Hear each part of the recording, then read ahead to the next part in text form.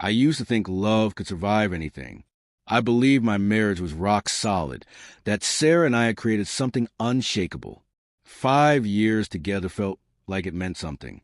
We had the home, the routines, the image of the perfect little family, or at least that's what I thought. But everything changed in a single moment. One discovery turned my entire world upside down. I found out that my wife, Sarah, had been unfaithful. And if that wasn't crushing enough, the man she cheated with was none other than my best friend, Chris. I never saw it coming. And what followed, the revenge I took, well, that's something I'll carry with me for the rest of my life. Before we dive into this wild ride of betrayal and payback, don't forget to hit that subscribe button if you haven't already. You don't want to miss more stories like this. Tales of love, deceit, and the hard-earned lessons they teach. This story, I promise, is one you won't forget. It all began like any other day. I came home early from work, expecting a quiet, relaxing evening with Sarah. But the moment I stepped inside, I could feel it. Something wasn't right. The atmosphere in the house felt strange, like the air itself was holding its breath. Too quiet.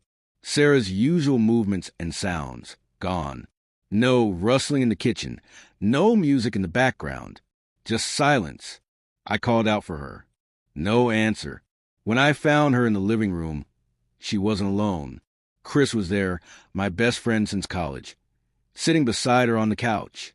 They were laughing, chatting casually like it was just another hangout. But it wasn't. Something about their energy, the way they looked at each other, the way their arms brushed, their eyes locked. It wasn't innocent. I couldn't explain it at first, but my instinct screamed at me. This was not just friendship.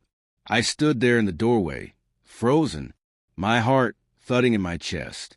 I tried to convince myself I was imagining things, reading too much into it. But I couldn't unsee what I saw.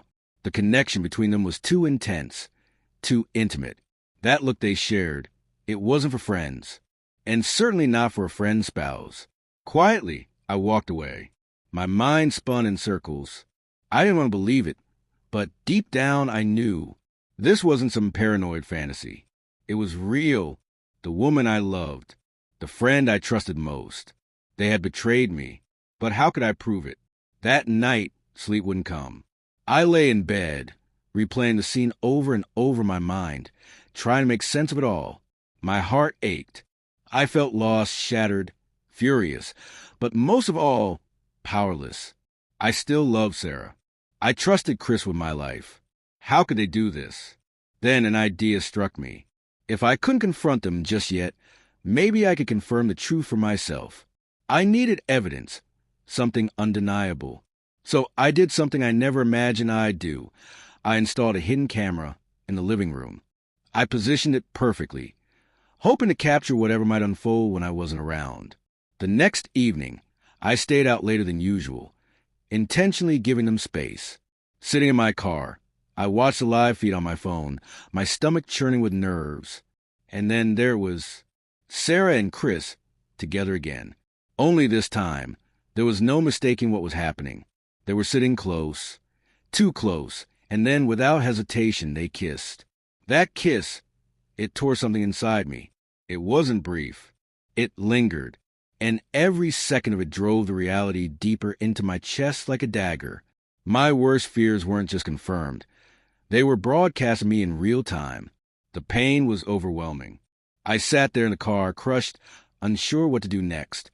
Part of me wanted to burst through the door, confront them, scream. But another part of me wanted them to think they'd gotten away with it, just for a little longer. Let them marinate in their lies. The next day, I couldn't take it anymore. I asked Sarah to meet me in the living room. Calmly, I sat her down. No yelling, no accusations. Just one move, I played the footage. Her face went white. She didn't say a word at first, just stared at the screen. When she finally looked up at me, her eyes welled up with tears, but there was no explanation, no reasoning, no remorse. Sarah, I asked, my voice trembling, how could you do this to me? With Chris, my best friend. She looked away, her voice barely a whisper. I'm sorry, Jason. It just happened. That was it. No real apology. No justification. Nothing. I stood up, shaking with rage. I want a divorce. The words burned coming out of my mouth, but I meant every one of them. I couldn't stay married to someone who treated me like I didn't matter, like our years together meant nothing. But I wasn't finished.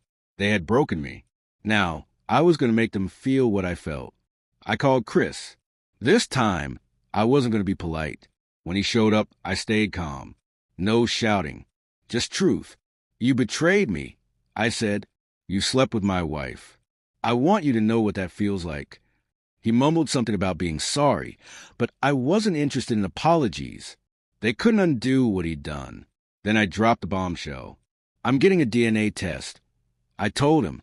Sarah's been saying the kid is mine, but I'm not so sure anymore. That hit him hard. The truth came out soon after.